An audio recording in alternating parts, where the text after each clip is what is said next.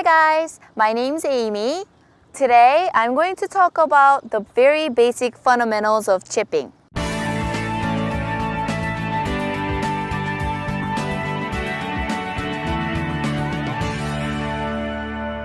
Okay, so we'll start from the setup. With the full swing setup, what we usually do is we stand shoulder width apart, standing parallel to the target, and weight equally in both feet, 50% and 50%, right? But for chipping, you have to stand super narrow, so maybe a club head will fit between your feet like this. And you have to stand slightly open to the target, so maybe not too much, just maybe 5 to 10 degrees left of the target, like so. And as far as the weight distribution, there should be a little bit more weight in your left foot. So it should be 60% in the left and 40% on the right. So you set up 60-40. When you go to take your backswing, you have to maintain that 60% of the pressure in the left foot like this. In the full swing, you know how you shift your weight ever so slightly into the right foot and then you shift it back to the left? In chipping, you cannot shift your weight into the right foot ever. You have to keep it on the left the whole time. That's because it's such a small swing. We want to minimize the lateral movements because this right here is going to cause a lot of thin shots and fat shots.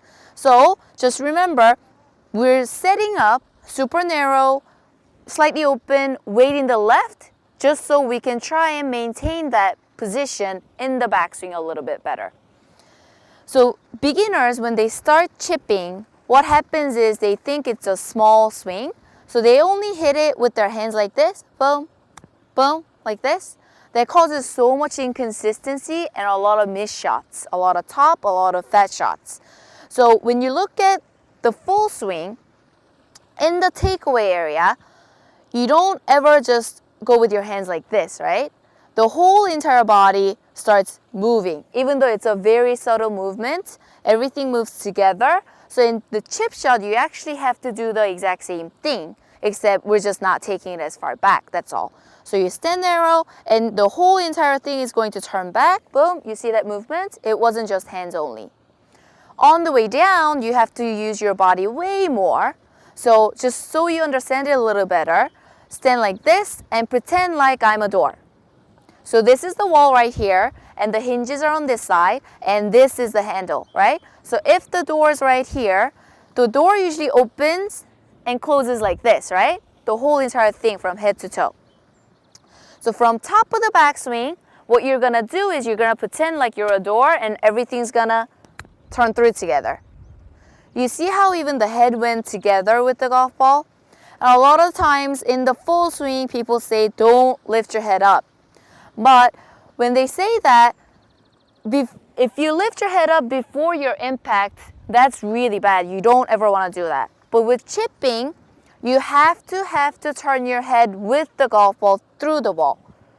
Boom. See, the head never went before the impact. It went with the golf ball. So if you keep your head down through impact like the full swing, what happens is you're going to release the club head. So the ball's gonna either run out too much or it's going to turn left on you.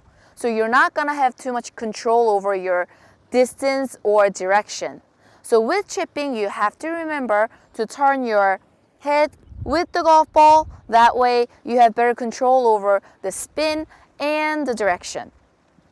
So just to summarize everything, for the setup, you have to be super narrow, weight 60% in the left, slightly open, and you're going to keep that 60% in the left foot in the backswing. And instead of just using hands, you're going to turn everything back together. From the top, you're gonna pretend like you're a door and turn through together. See how easy it is? Make sure you remember those steps, practice it, so you can be a very good chipper. I hope you're able to follow along. If you like the lesson, please don't forget to subscribe to our YouTube channel. And I'll see you in the next lesson.